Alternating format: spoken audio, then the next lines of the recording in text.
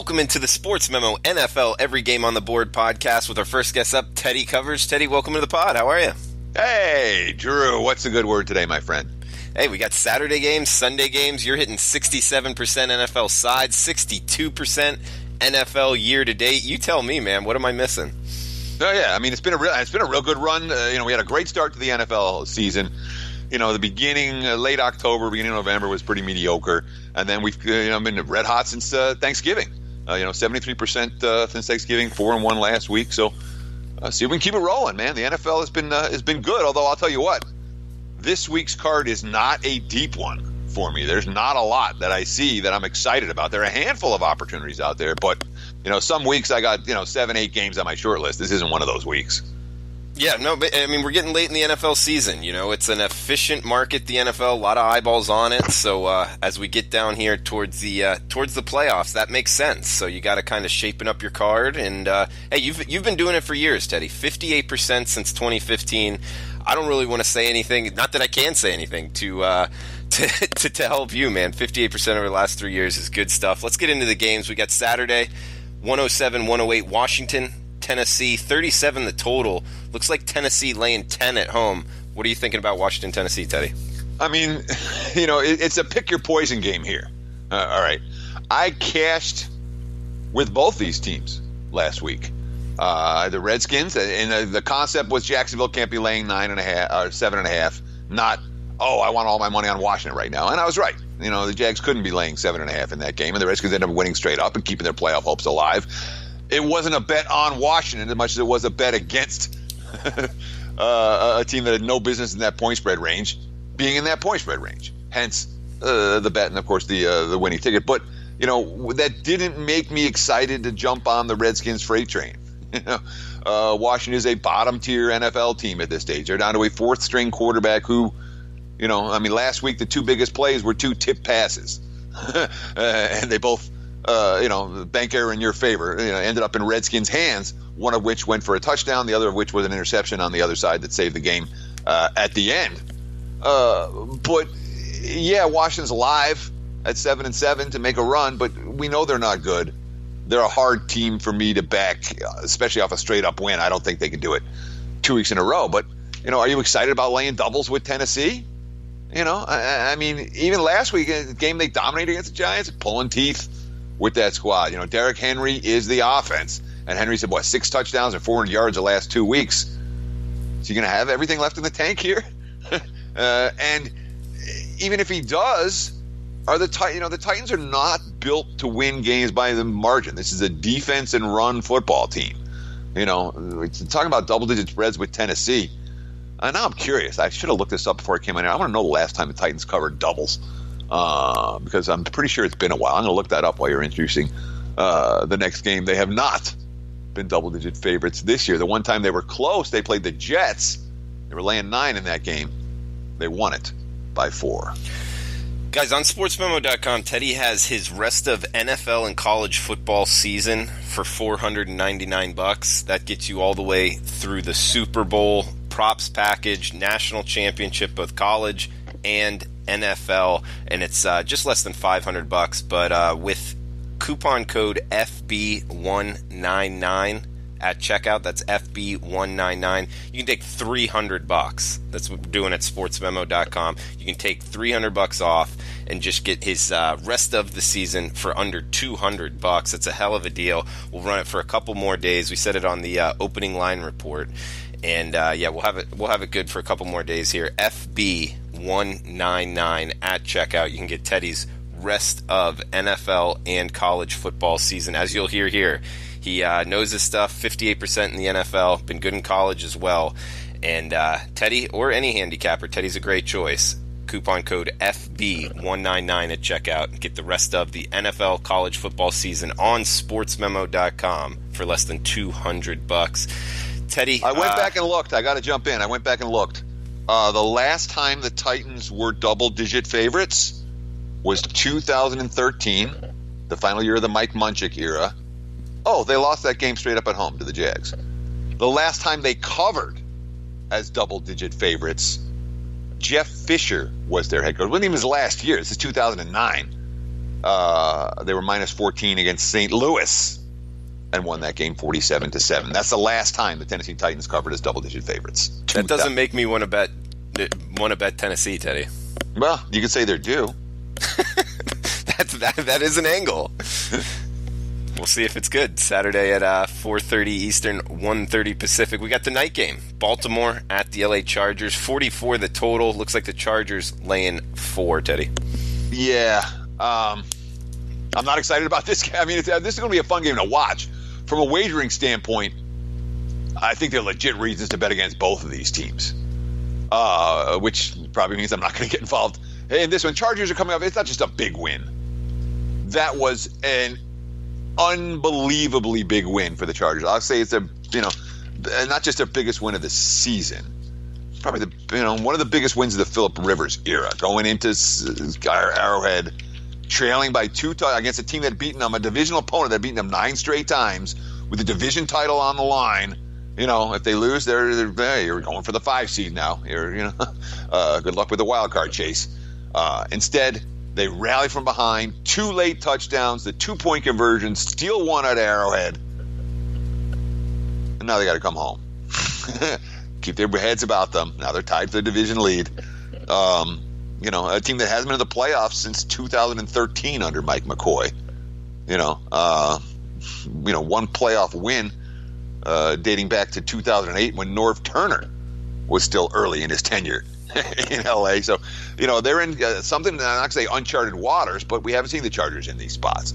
And they rally back to win that game, and they steal it in the last, minute, in the last seconds, convert on a 4th and long, survive a bunch of Phillip Rivers chucking it up into coverage, and no one intercepted it, thank goodness, and ends up with a 1-point win. Hey, good for the Chargers. Now they got to lay 4 to Baltimore. Baltimore plays defense.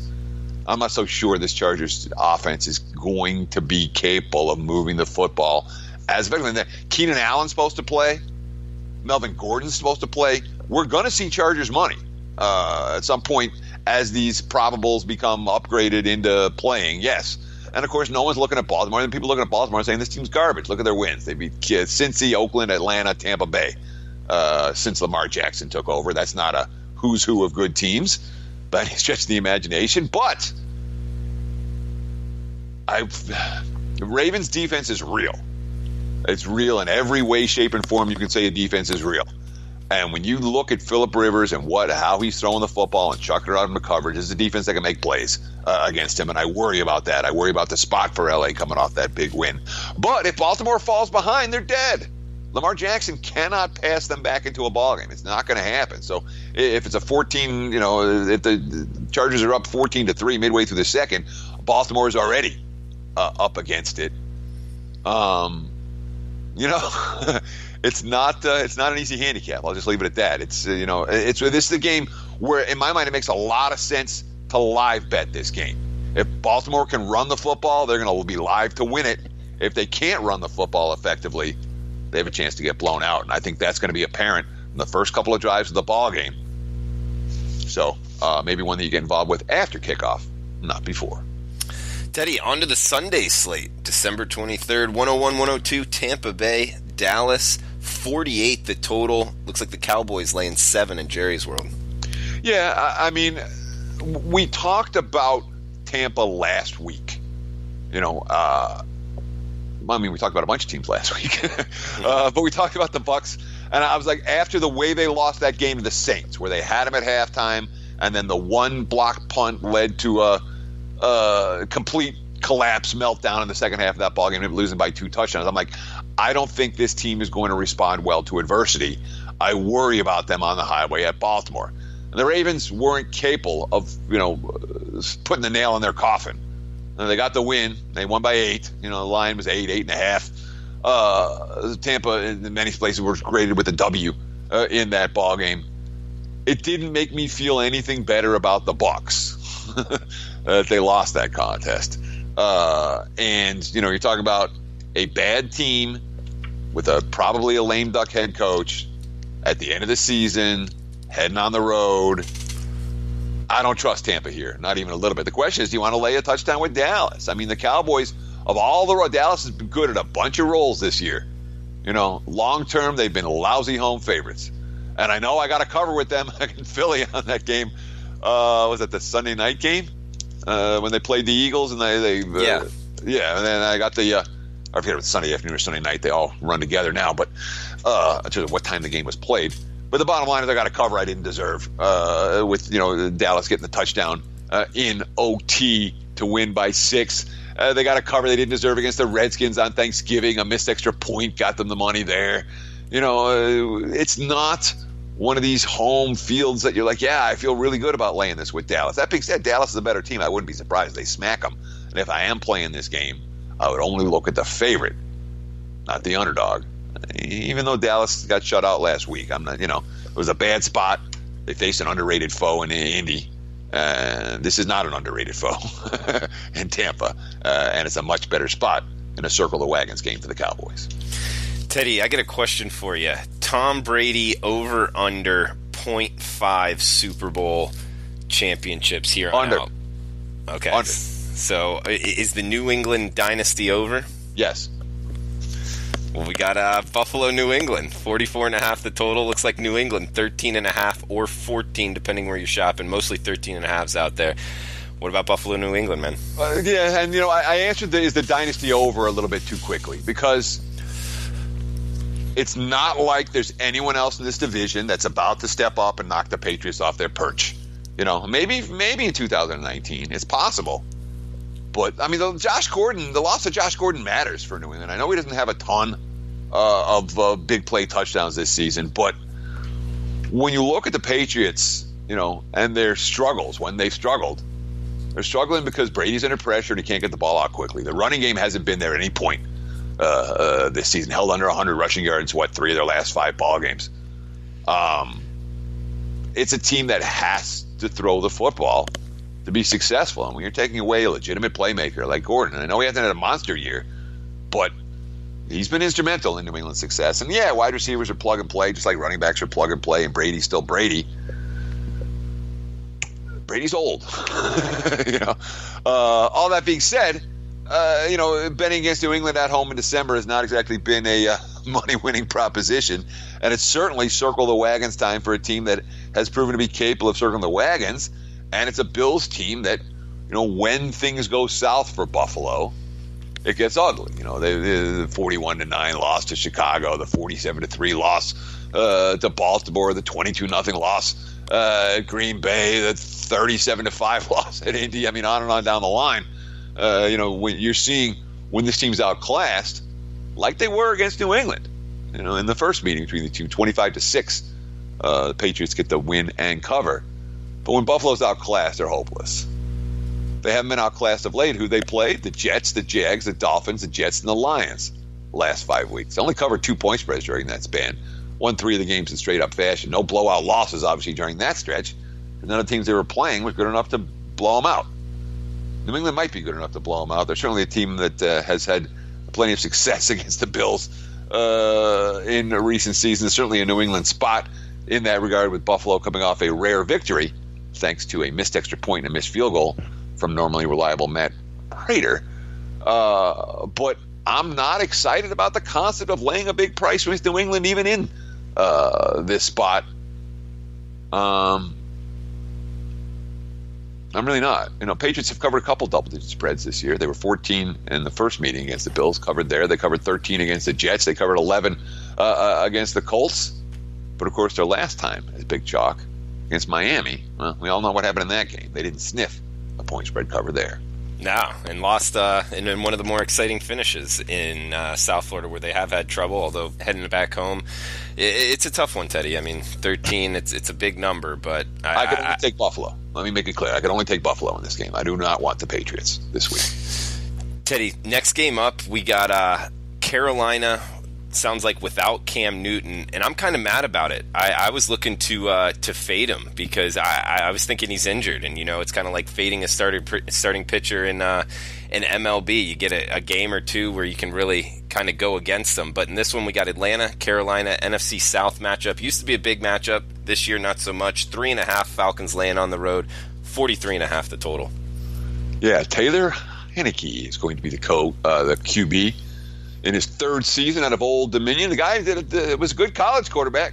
He was. You know, really good. And from the preseason, he wasn't someone that stood out to me in any way as being a guy who I wanted my money on. Yeah, I would have loved to have faded the Panthers with Newton as favorites this week. That was my favorite game on the board. And, of course, you know, easy come, easy go. Atlanta now 3.5 in terms of road chalk at Carolina. And, you know, we saw the Falcons come to play last week. And Atlanta is not a team that I think – I don't think there's a coaching change in Atlanta this offseason. I don't think that at all. You know, it is what it is for the Falcons. It's not a, you know, tear down, rebuild spot. It's a, hey, we had a bunch of injuries and it wasn't a good year. But Dan Quinn will be back. Matt Ryan will be back. And for teams like that down the stretch, you expect the effort to be there. That being said, you know, I mean, we've seen this team, you want to talk about highway struggles, you know, I mean, repeated highway struggles this season from week one. Remember that game at Philly? They had the Eagles on the ropes, couldn't get it done there. They got blown out at Pittsburgh. They got annihilated at Cleveland. The Thursday night game in New Orleans on Thanksgiving where they turned the ball over again and again. At Green Bay, they lose by 2 touchdowns. Atlanta's not an easy team to back as chalk on the highway right now, even with the Panthers in the midst of a particularly ugly stretch run. Carolina's been in all of these games. You know, there hasn't been one of them that got blown out. The Pittsburgh game on the Thursday night on the short week. But since then, they lost by 1, 3, 7, 6, and 3. Not a lot of weapons for Heineke to deal with, though.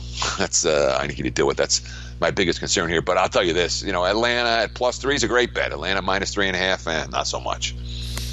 Makes sense, Teddy. We got all Florida Julio matchup. Jones, by the way. Sorry, Julio Jones has been upgraded to probable for the Falcons. Also, sparking some of the, you know, it was moved to 3, and then Jones is in, and Munnerlyn may not play for the Panthers either, and that would be a big loss if Julio Jones does play for the Falcons.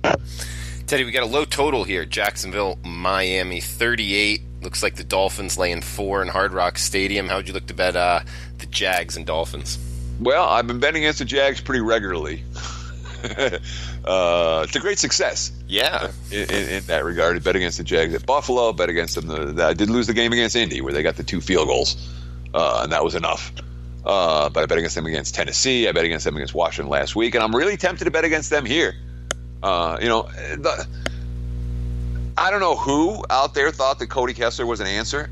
You know, Cody Kessler was terrible in the preseason. Blake Bortles won the job. All right, and here's 3 games with Kessler as starting quarterback. They scored 1 offensive touchdown in those 3 games. You know, Jacksonville is a bottom feeder, and I was reading something today where there's someone telling me, oh, the articles, oh, the Jags defense is better than you think it is, and you know, Jacksonville, they're coming to play. You know, all right, yeah, knock yourself out, dude. Go, fall in love with those season-long stats in the Jags. The defense is okay, sure. You know, their offense isn't. And if you can't score points, you can't win in the NFL. Miami's offense is okay. They had a mother of all flat spots last week in Minnesota. They played like it. You know, they were coming off that crazy win against the Patriots that we keep referencing. You know, and you know, getting back, you know, 7-6 and back in playoff contention. It was a huge win for them, and they play like garbage in Minnesota. They've been good at stealing games at home all year against teams like the Jaguars. You know, Miami's been surprisingly good at stealing games like this. Now, it's all smoke and mirrors. Dolphins are, you know, big plays and a bunch of interceptions, you know, by Xavier Howard, who did make the Pro Bowl. He deserved to. God, he better have made the Pro Bowl. He was the Dolphins' best defensive player by far on a weak defense. Worth noting, you know, you run into some of these team trends and totals and angles, and every once in a while I find one that's worthy of note. This one is Dolphins' awful loss in which they never had the lead. 0-18, their last 18 tries as favorites in the next game. So Miami off a loss in Minnesota in which they never had the lead, and now they are back home laying points to the Jags, and they have not been good in this role to the tune of 18 straight point spread losses. All right, good way to end that one, Teddy. We got New York Giants at the Indianapolis Colts up next. 47 the total. Looks like the Colts, Andrew Luck and company, 8.5 or 9, depending where you shop. Yeah, this line's getting bet up as we speak. I'm seeing 9.5. Is there a 10 out there yet? Other than 5 dimes, but I don't like to give them credit for doing what they do. So yeah, I'm showing Penny with a 10 at plus juice. Okay. So there are a handful of 10s out there. The OBJ got announced as out today. So there's been some indie money trickling in with the Giants playing without their best weapon. And, of course, the Giants, maybe their second best weapon, because Barkley's their best weapon right now already. Giants, of course, they moved the football last week, kind of, and then struggled in the red zone, struggled with turnovers. It's what, they've been doing. Ended up getting shut out by Tennessee. Now off a shutout loss, a bad team late in the season on the road against a playoff contender. And the Giants' little winning streak where, again, they beat San Fran and Tampa and the Redskins. And they had the one impressive win in the mother of all bad spots against Chicago. But it's not like they're beating the elite teams. I do not trust the Giants to step up and play well here. But in terms of point spread bargains, Indy's been a real moneymaker for me. I've been betting against the Jags and betting on the Colts in one way or another on a pretty consistent basis in recent weeks. Cashed with them against the Texans, cashed them against the Cowboys last week. But now we're looking at very different point spread range. In fact, they haven't laid this much all year. The bargains for backing the Colts have come and gone. And in this price range, I'm not going to get to the window with them. I'll tell you flat out. Back door could be open for the Giants, and I worry about coming off the win against Houston and the win against Dallas. They got the huge matchup at Tennessee next. You worry about Indy taking a breath here, winning the game, but maybe not winning it by margin. Guys, huge discount. Teddy covers rest of NFL and college football season, over 60% off, $300 off, FB199 at checkout at sportsmemo.com. You can get the rest of his NFL and college football season for less than $200. No extra charges later. Get you all the way through the Super Bowl, national championship, props package, all that. Coupon code FB199 at checkout. We got Houston, Philadelphia up next. Teddy, it looks like pretty competitively priced game here, seeing ones and a halves. That's Philadelphia Eagles laying at home. Nick Foles now kind of catching steam again. Interesting what he was able to do last year. Can he do it again this year? 46 the total, Teddy. The markets are sure pointing in that direction. Yeah. Where there's been a lot of Philadelphia money this week. And, when you're winning straight up as 13-point dogs on the road to keep your playoff hopes alive, and now that's 3 of the last 4 that Philly has won when everything looked like it was hopeless after that loss to the Saints, where the game was over in the first quarter. We've seen the Eagles come to life. We certainly saw an offense last week move the football in a way they hadn't been doing with Carson Wentz behind center. And the defense was all over that. In terms of the pass rush, the defense was all over Jared Goff. All that being said, that was last week. In a very meaningful game. Now do it again. This hasn't been a particularly strong home field this season. We've seen them lose at home to Carolina. I remember the Panthers stole that. The Cowboys came in and beat them up pretty good. It's not like this Eagles home field is, you can't bet against Philly at home. That was last year. It's not like the Texans can't go on the road and win. They've done that on a consistent basis. It's not like Philly has fixed their secondary. The last 2 weeks they've given up close to 780 passing yards. It's not like the defense is in much better shape now than they were. And Houston can chuck the football around. The question is about Lamar Miller this week. And I don't worry too much normally about running backs in the NFL. Alfred Blue is not good. He came in last, nine carries for 6 yards last week against the Jets. Miller's a difference maker. If Houston can be balanced, they can win this game they can win this game. If it's all Watson making plays, it may be a little more difficult for them to get the job done in a back-to-back road spot, coming off a 7-point win that somewhat fraudulent. Let's just put it that way. The win against the Jets last week, but again, the Texans making plays when they have to. But Deshaun Watson has been getting clobbered back there. He's been sacked at least 3 times in each of the Texans' last 5 ball games, which is bad news against a strong Eagles pass rush. Teddy, we got one game left here, 10 a.m. Pacific kick, 1:15, and that's one game left on this segment. We'll have Robbie Vino in tomorrow to finish off the NFL Every Game on the Board podcast. But we got Minnesota at Detroit. Looks like the Vikings laying 6 on the highway, 42.5 the total. Yeah, and when we talked about this game on Monday in the opening line report podcast, I said, hey, my powering number was 3. The look-ahead line was 3. I went back and doubled it. I'm not usually this far off at this stage of the season, and here it is. It's 5.5, and it's only going up, and and here it is 6. And again, that's Minnesota off of 1 win at home against the Vikings, against a Dolphins team we just talked about being in the mother of all bad spots. Coming off the win over New England, and Lions lost a game at Buffalo. They were the better team in that game. Prater missed an extra point and a field goal, a makeable field goal. It wasn't like a 60-yarder or anything. It was like a 40-yarder to win the game, and then he just missed it. The Lions lose. That doesn't mean Detroit's hopeless. This doesn't mean Minnesota, who's been mediocre all year, is suddenly a juggernaut because they were able to run the football effectively.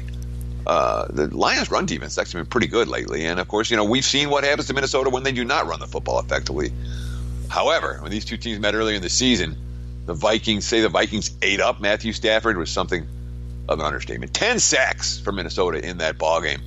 Lions had 155 passing yards and got clobbered. It was a non-competitive defeat, 24-9 final. They're capable of doing it here. But the price isn't right for Minnesota. It really isn't. There's not a lot to like about the Lions here, but from a value standpoint, Minnesota's being priced like a must-win team, and you have to lay a premium. They're going to back the Vikings here. Value standpoint, it'd be Detroit, but taking Detroit right now requires a leap of faith, my friend. The Lions have not. Even at home, I have not been a good point spread team. Teddy, 58% since 2015 in the NFL, 62% year-to-date. Great choice here. And guys, with the coupon code FB199 at checkout, you can get the rest of his NFL and college football season for under $200. That's a hell of a discount at sportsmemo.com, FB199 at checkout. Teddy, what's on the docket this weekend? We got Monday NFL opening line report. We on for that? Yeah, hey, man, Christmas Eve, I don't care. I'm ready to work Christmas Eve. Plus, it's in the morning. It's Christmas Eve morning. You ready to do Monday OLR? Yeah, let's do it. So we'll have it up early. I appreciate it. Yeah, we'll do it first thing Monday morning for you guys so you have it up. I know no one wants to spend too much time on Christmas dealing with this stuff. But I also said on Monday that we wouldn't have look-ahead lines. We do have look-ahead lines. That was the Westgate Superbook put them out for the first time, I believe, this week. So we'll have those to discuss as well on Monday. And, of course, for the weekend, I'm locked and loaded already with 3 college bowl winners. You can get that in a trifecta form. And, of course, the complete NFL report. It's not going to be a deep report this week, I'm telling you. But 1 or 2 plays in the NFL this week. It's going to be fairly light, but we got strong. You can check it out at sportsmemo.com. It'll all be posted by 9 a.m. Pacific time on Friday morning. Low volume, strong plays. That's a good ring to it, Teddy. And tomorrow we'll be back with Robbie Vino, NFL. Every Game on the Board podcast to finish it off. Also have a segment with Brent Crow we're trying to start on Fridays on the huge Saturday college basketball card. We'll have that up later tomorrow as well, so make sure to check that out. And then obviously, like Teddy said, on Christmas Eve we'll have a NFL opening line report podcast, and we'll probably take Tuesday off for Christmas. Merry Christmas to everybody out there, and then be back with regular scheduling on Wednesday. So thanks for tuning in, guys. Best of luck with your bets. We'll talk tomorrow.